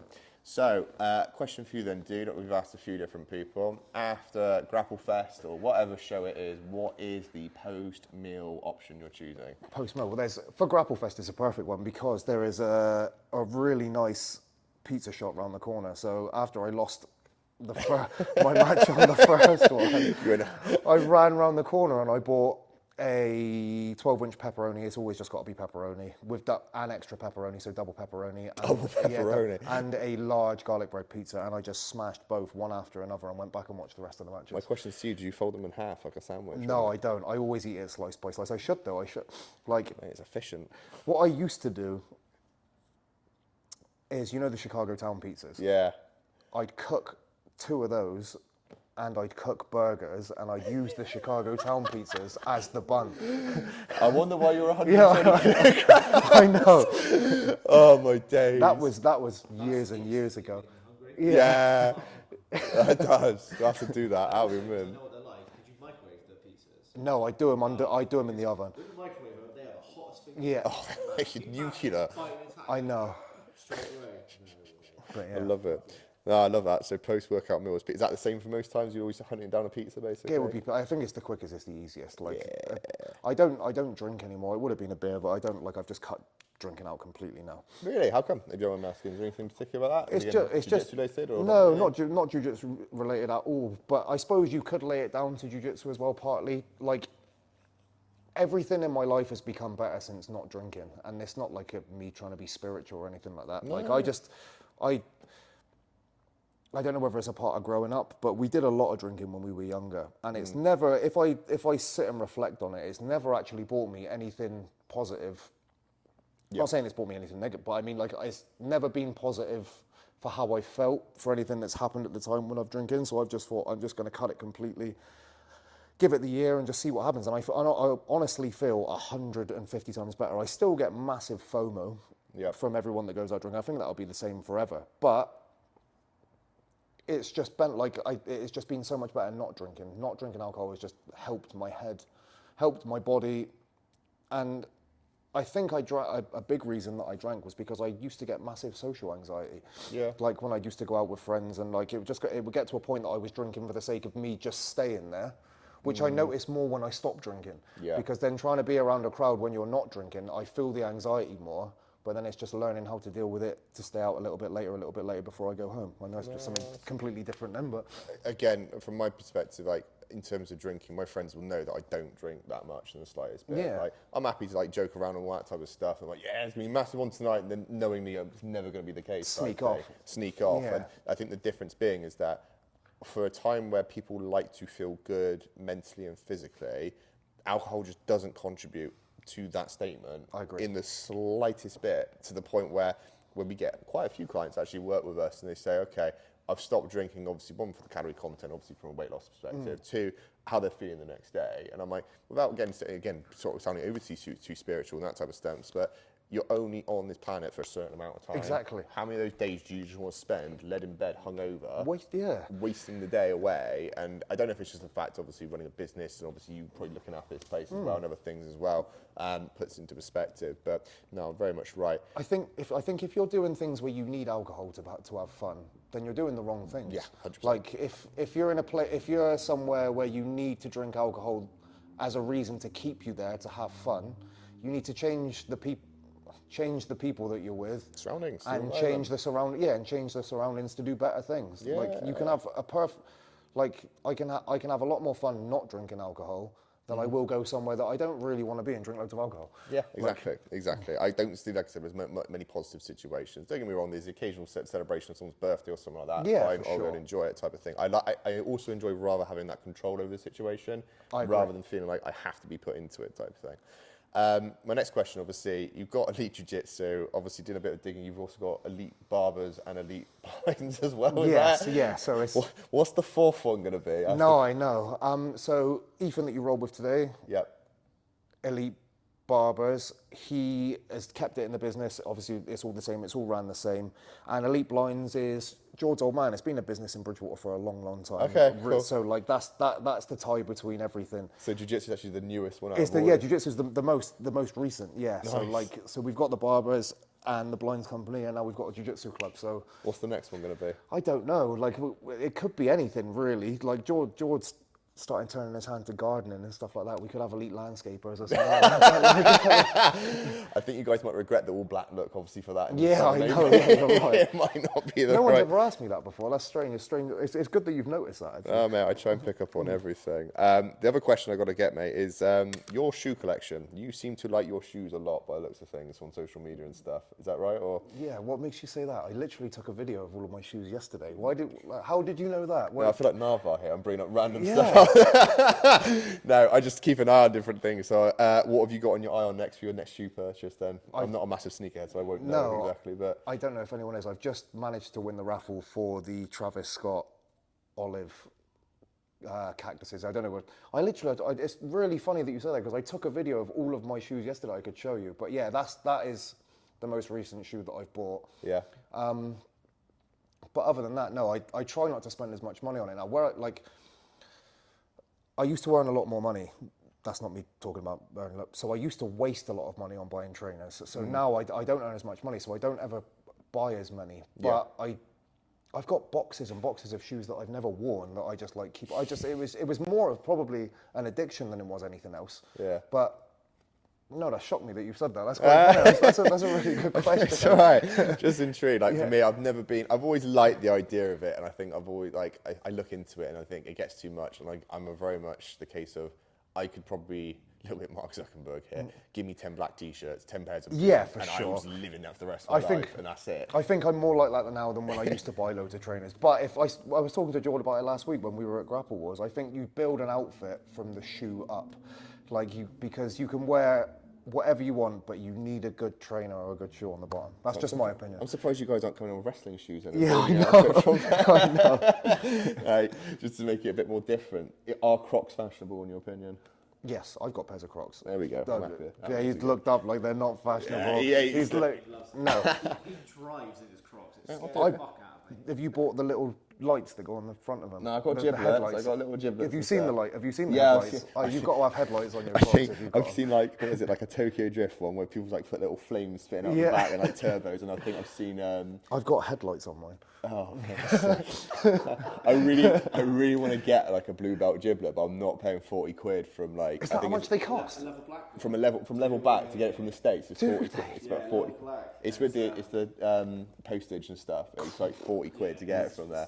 Some of the stuff they've got there is great. They've got all the belts. Then they've got cauliflower ears, another one. Yeah. Also, I think if you contact them, they'll do a custom one for your gym name. That's cool.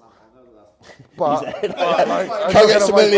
looking at my phone. But I don't know if I pay 40 quid for one. No, there's another club. I think there's a GB Null. I think it's obviously they're Aftermath. I think they've got a few with belts and stuff. But it is what it is. Cool. Right. So we talked about that. We got that question out of the way. With Instagram questions. Bosh. yeah, I'm going to try and get them back up. Do a fucking. Ugh. Bam. Bam. I don't know how to get the replies out. That's one. You're good, man. You're good. Right. First one we had. Who's the best looking bald guy that pops in the gym? The best looking bald guy that pops in the gym.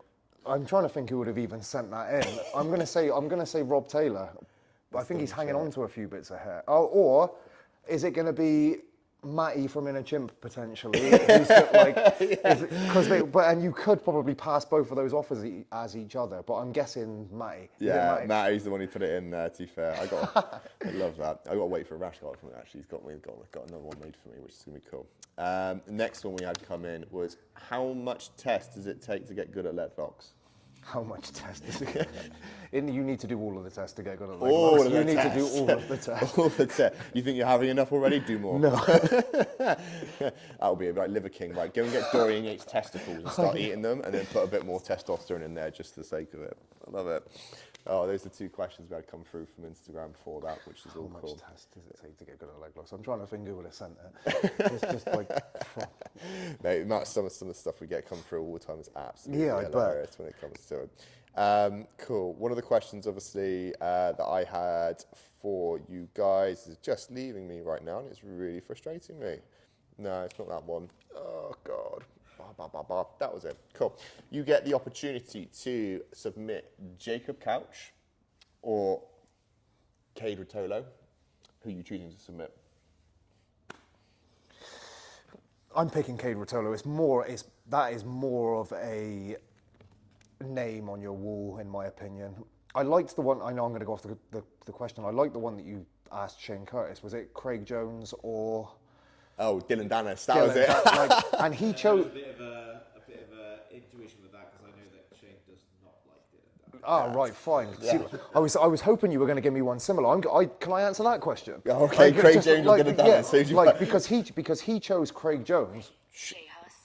Shut up. Because he chose Craig Jones, which is a bigger win, which is why I choose Cade. But I think you'd have more reach and more people like you for picking Dylan Dennis because people hate him. Jacob Couch and Cade is a hard one because I like both, but I think if you submitted Cade, people would give you more props for that. What would you be submitting Cade with? I darce him because obviously he likes a darce. I just have to use his own move on him. Use his own move on him. Yeah, I love that. We're going for both. I can't. Who would you pick? Who would I pick? Oh, God.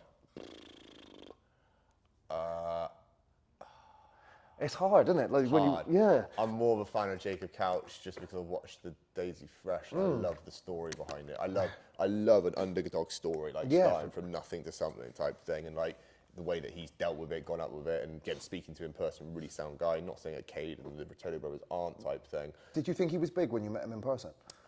When I saw him for the first time at Grapplefest, I thought he was big. A lot bigger than when you see him when you watch him on Flow or anything like that. I don't know. I didn't think of him as like a monster. If that makes sense. Like big frame, big obviously frame. guy. Like, Yeah, that's exactly. the best way to describe it. It's Yeah. not, the thing is, mate. Obviously, when you hang around with people like Lee, for example, from your place, True. like that's when I look at him. I'm like, he's a big fucker. Yeah, exactly. Like, I think you messaged me the other day. Obviously, I was doing some work with my wife's company, which is all to do with like horse products and stuff like that. And I got on the horse, and there's got a picture of me, and Lee comments that I've never seen so much fear in your face ever before. And I said, right, next time we roll, I'll pull guard in front of you. You'll probably see the same thing, and go from there, which is funny. But fair enough. Obviously, you go with Dylan Dennis, which is going for the social media approach, which is very sensible nowadays. Obviously, in terms of growing, obviously with that type of thing. Cool, right. We will do the grip test, I think, next, and we'll leave you with the final questions. So we'll double check this is all right. 31. Cool. I've got to warm up for this. I don't train in the gi, so like It's better if you do it standing, crush it, and then bring it all the way down. Yeah, so start from up there, bring it down to the hip. If I was you, I'd put your fingertips in. Don't go full hand in, otherwise it just doesn't So work. have I just got to hold it for a period of time? You just got to squeeze and bring it down.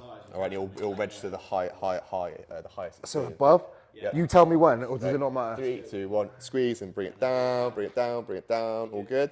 Right, let's have a look. Oh, what?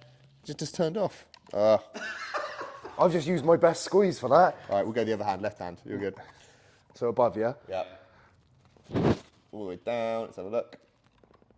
119.4 on the left hand. Do you want to write that down there? Is that shocking or no? No, it's pretty decent, man. It's pretty decent. What was it, 119? 119.4, man. Tell me someone who's trained in the gi. Have I beat anyone that's trained in the gi? Yeah, we got a rest of it. Yeah.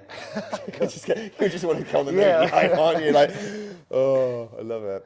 We'll get this going again. You got that down, Tom, yeah? Oh, sorry, 119 on the left. Yeah? 119.4 on the left. We've got to do the points, otherwise we'll get too many people. I nearly put 191 then. Cool. Right. And again, with the right, go, squeeze. And they go. Ooh, 128.4 on the right. What did Tom get? Did he get 131? T-Shao got a 103 on the right and 192 on the left. Oh my God, I've smoked that as well. But the leader at the moment is Dan Bassett. With? Grapple, so Oh, that's... 134 on the That right. we've got... There's 136 on the left. there's someone who's beaten him. Huh? Someone's beaten him from my club. Yeah, I'll check. We've got to get them all on there. I've got an updated form on it. Yeah, So, we'll did you get that number down then? Yeah. I have. Yeah. Oh, wicked. 128.4. I'm happy with that. Mate, it's decent. You'll see him back in the gi I next know. time. Right, Just with here my we go. right hand, collar grips with my... Yeah. Just swinging them around above your head type thing. Like, yeah, what you do now? See the gi start ripping at the seams. Like. Love it. Love I've it. surprised myself with that. It's good, mate. It's a good little number to put in there, which is really wicked. Cool. We'll sign off, obviously, the podcast with the question which we've asked the previous person, obviously, with this one. All right. Which failure do you cherish the most? What, jiu-jitsu or Anything. just crikey? Anything. If I'm going down the jiu-jitsu route, there's probably been a few. Grapplefest, the first loss at Grapplefest hit me hard because I thought in the build-up for the 10 weeks that I trained that it was the hardest that I had ever trained for any competition to still go and lose. And it took me a while. It probably took me weeks and weeks to get over because it felt like because I had that big show that I was training for, even signing up to a local competition wasn't doing it for me for the motivation to come here and train. So I was just, I know they say about discipline and motivation, but I was just turning up to the club and going through the motions. Like I wasn't bothered.